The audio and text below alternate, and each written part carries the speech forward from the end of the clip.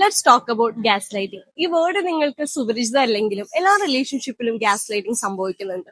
ഒരാളെ മാനിപ്പുലേറ്റ് ചെയ്തുകൊണ്ട് അയാളുടെ റിയാലിറ്റിനെ റദ്ദ് ചെയ്തിട്ട് നിങ്ങളുടേതായിട്ടുള്ള സത്യങ്ങൾ അയാൾ അടിച്ചേൽപ്പിക്കുന്ന ഒരു രീതി, അവർക്ക് അവരോട് തന്നെ ഒരു സെൽഫ് ഡൗട്ട് ഉണ്ടാക്കുന്ന രീതിയിൽ അയാളെ ആർഗ്യുമെന്റിൽ തോൽപ്പിക്കുക, സംസാരിക്കുക എന്നുള്ളതിനൊക്കെയാണ് ഗ്യാസ് ലൈറ്റിംഗ് എന്ന് പറയുന്നത് കൊണ്ട് ഉദ്ദേശിക്കുന്നത്.